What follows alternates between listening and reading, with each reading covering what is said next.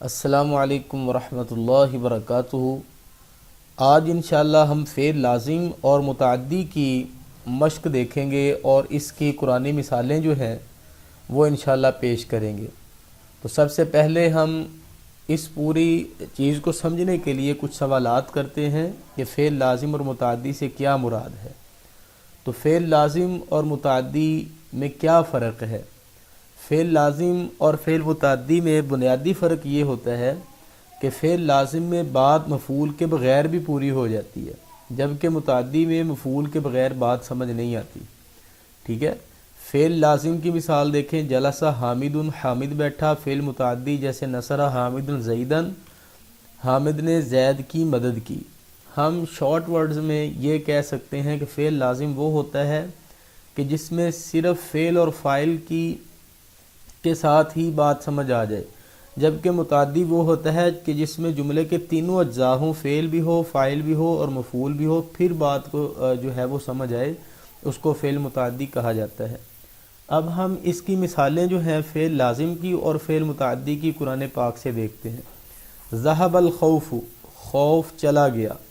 اب اس مثال میں بات سمجھ آ گئی ہے کہ جو خوف ہے وہ چلا گیا ہے، اس میں مفعول کی ضرورت نہیں ہے۔ ذہب فعل ہے، الخوف فاعل بن گیا ہے، اور آپ کو پتہ ہے کہ جو فاعل ہوتا ہے اس کے اوپر ہمیشہ پیش آتی ہے، تو یہاں پر فاعل الخوف ہے، تو لہٰذا یہ فعل لازم کی مثال ہے جس میں مفعول کی ضرورت نہیں ہے۔ آگے اذا جاء نصر اللہ، جب اللہ کی مدد آ جائے۔ اذا اس کا مطلب ہے جب، اور جاء فعل ماضی ہے اور واحد مذکر غائب ہے۔ جب اللہ کی مدد جب آ جائے، نصر اللہ، اللہ کی مدد، یہ مضاف اور مضاف الیہ ہے، نصر مضاف ہے، لفظ اللہ مضاف الیہ ہے، مرکب اضافی ہے۔ ٹھیک ہے، جب اللہ کی مدد آ جائے، یہاں پر جو ہے وہ ہمیں بات سمجھ آ رہی ہے کہ اللہ کی مدد آ جائے۔ ٹھیک ہے، اس میں کسی مفعول کی ضرورت نہیں ہے، تو لہٰذا یہ بھی فعل لازم ہے۔ تو جا جو ہے یہ فعل لازم ہوتا ہے، ذہب بھی فعل لازم ہے۔ فضاحکت، پس وہ ہنس پڑی، یعنی کہ یہ وہ حضرت ابراہیم علیہ السلام کی زوجہ محترمہ کی بات ہو رہی ہے کہ جب ان کے پاس فرشتے آئے تھے اور ان کو ایک بچے کی خوشخبری دی تھی، تو وہ آگے سے ان کی بات سن کے مسکرا پڑی، تو یہ وہ بات ہو رہی ہے۔ فضاحکت، تو وہ ہنس پڑی۔ تو اس مثال میں بھی ہمیں جو ہے وہ فعل بھی مل رہا ہے، فاعل بھی مل رہا ہے۔ فعل کیا ہے؟ ضاحکت، اور اس میں سے فاعل کون ہے؟ ضمیر مستتر ہے، چھپی ہوئی ضمیر ہے اس کے اندر، ہیا کی۔ ٹھیک ہے، یہ تا جو ہے یہ ریپرزینٹ کر رہی ہے، یہ ہمیں سمجھا رہی ہے کہ اس کے اندر ہیا کی واحد مؤنث غائب کی ضمیر ہے، تو وہ فاعل ہے، یہاں پر مفعول نہیں، لیکن بات مکمل سمجھ آ گئی ہے۔ جی آگے چلیں جی، فعل متعدی کی قرآنی مثالیں اب ہم دیکھتے ہیں۔ فعل متعدی کون سا ہوتا ہے کہ جس میں فعل بھی ہو، فاعل بھی ہو اور مفعول بھی ہو، جملے کے تینوں جزء پائے جائیں اس میں۔ ٹھیک ہے، تو اب ہم اس کی مثالیں قرآن پاک سے دیکھتے ہیں۔ جی دیکھیں، سب سے پہلے علم، آ جو ہے یہ آپ کو ہم نے پچھلے لیسن میں بتایا تھا کہ آ جو ہے یہ استفہام کا ہے، سوال کے لیے استعمال ہوتا ہے۔ آ اور حل موسٹلی یہ قرآن پاک میں استعمال ہوتے ہیں۔ لم انشاءاللہ ہم آگے حروف جازمہ پڑھیں گے، اس میں آ رہا ہے۔ اور نجعل یہ فعل مضارع ہے، یہ بھی انشاءاللہ ہم آگے اس کی علامات وغیرہ پڑھیں گے۔ تو اس کا مطلب کیا ہے کہ علم کیا نہیں، نجعل ہم نے بنایا، الارض زمین کو، مہادہ فرش۔ اب اس میں سے ہم نے فعل بھی ڈھونڈنا ہے، فاعل بھی ڈھونڈنا ہے اور مفعول بھی، تینوں اجزاء پورے ہونے چاہیے۔ نجعل یہ فعل ہے، اس میں فاعل کون سی چیز ہے؟ اس کے اندر چھپا ہوا فاعل ہے۔ عموماً اردو اور انگلش کے جو جملے ہوتے ہیں اس میں فعل کے ساتھ فاعل لکھا ہوتا ہے، فعل کے ساتھ الگ سے فاعل لکھا ہوتا ہے، لیکن عربی زبان کا حسن یہ ہے کہ اس میں فعل کے اندر ہی بعض اوقات فاعل ہوتا ہے، اس کی ضمیر ہوتی ہے، پروناؤن ہوتی ہے۔ اب نجعل میں نحن ضمیر فاعل ہے، تو ہم اس کا ترجمہ کریں گے کہ کیا ہم نے نہیں بنایا، ہم نے بنایا۔ ٹھیک ہے، نجعل ہم نے بنایا، یعنی کہ اس میں فعل جو ہے وہ بنانا ہے، اور بنایا کس نے؟ ہم نے۔ الارض زمین کو، جس چیز کو بنایا وہ مفعول ہے، یعنی کہ فعل بھی آ گیا اور فاعل بھی آ گیا اور مفعول بھی آ گیا۔ فعل کیا ہے؟ بنانا، اور فاعل کون ہے؟ نحن ہم، اور مفعول کون سی چیز ہے؟ زمین، ٹھیک ہے؟ تو اس لیے یہ فعل متعدی کی یہ مثال بنے گی۔ آگے ہم فعل متعدی کی دوسری مثال دیکھیں، وَجَعَلْنَا النَّهَارَ مَعَاشًا، اور دن کو ہم نے وقت روزگار بنایا، یعنی کہ روزی کمانے کا کے لیے بنایا ہے، اس کو روزی کمانے کا وقت کے لیے بنایا ہے، اس میں لوگ روزی کماتے ہیں جو دن ہوتا ہے۔ ارض زمین کو کہتے ہیں اور نہار دن کو کہتے ہیں، اسی طرح لیل رات کو کہتے ہیں۔ جعلنا، تجعل، یجعل، جعلنا، جعلت، جعلنا، یہ ساری چیزیں یہ بنانے میں آتی ہیں، کسی چیز کو بنانا۔